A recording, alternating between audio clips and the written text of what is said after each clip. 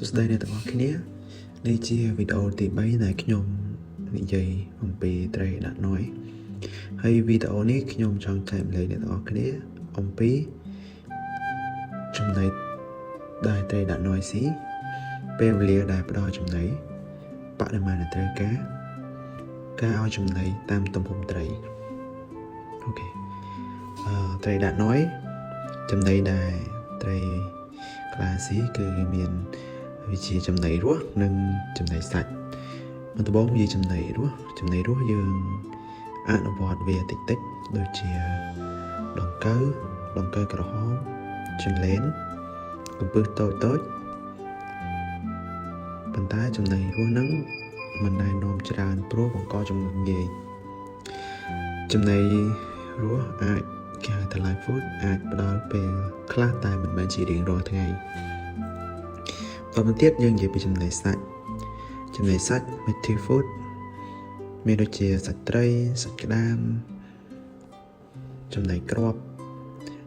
អត្ថភាពល្អបំផុតចំណីគ្រាប់ចំណីកែច្នៃដែលគេកិនវាមានសារធាតុដូចជាបន្លែឬក៏បង្គាគេលាយគ្នាទៅគេកិនជាគ្រាប់អាហ្នឹងចំណីខ្លះស៊ីល្អបំផុតបន្តមកទៀតយើងនិយាយពីការដាក់ចំណីតាមទំហំត្រីដាក់ណយទី1ទំហំត្រីចាប់ពី2ទៅ5សង់ទីម៉ែត្រចំណីយើងគួរតែដាក់ចង្លែនក្រហមតូចកំពឹសតូចគ្រាប់អាហារតូចដាក់ចំណី2ទៅ3ដងក្នុងមួយថ្ងៃបរិមាណតិចកុំច្រើនពេកដាក់ណយចាប់ពី6ទៅ12សង់ទីម៉ែត្រចំណីកំពឹសកូនត្រីគ្រាប់អាហារតូចដាក់ចំណី1ទៅ2ដងក្នុងមួយថ្ងៃដាក់ណយចាប់ពី13ទៅ20សង់ទីម៉ែត្រវារាងធំតិចចំណីដូចជាបង្គាតូចសាច់ត្រីគ្រាប់អាហារតូចដាក់ចំណី1ទៅ2ដងក្នុងមួយថ្ងៃដាក់ណយចាប់ពី20សង់ទីម៉ែត្រឡើងទៅវាពេញវ័យហើយទឹកអាហារតិចជាងចំណីដូចជាបង្គា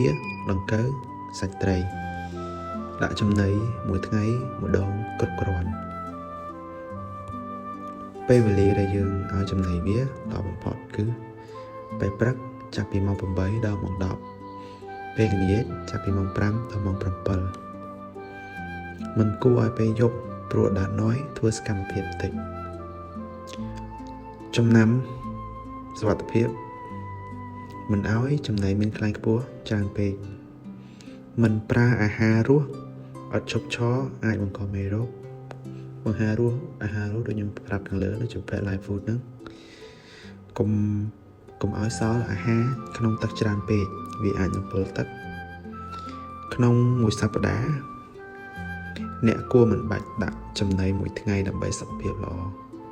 ព្រោះបើយើងដាក់ចំណីរាល់ថ្ងៃគ្មានថ្ងៃសម្រាកនោះ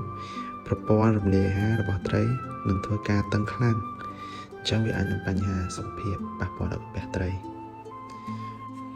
នេះជាវីដេអូទី3ហើយក៏ជាវីដេអូបញ្ចប់តែខ្ញុំនិយាយពីដាក់ណយបើសិនជាបងប្អូនមានចម្ងល់តាក់ទងមួយត្រីខ្លាំងមួយនេះបងប្អូនអាចខមមិនលើខាងក្រោមបានហើយខ្ញុំនឹងនិយាយអំពីវាបន្ថែមទៀត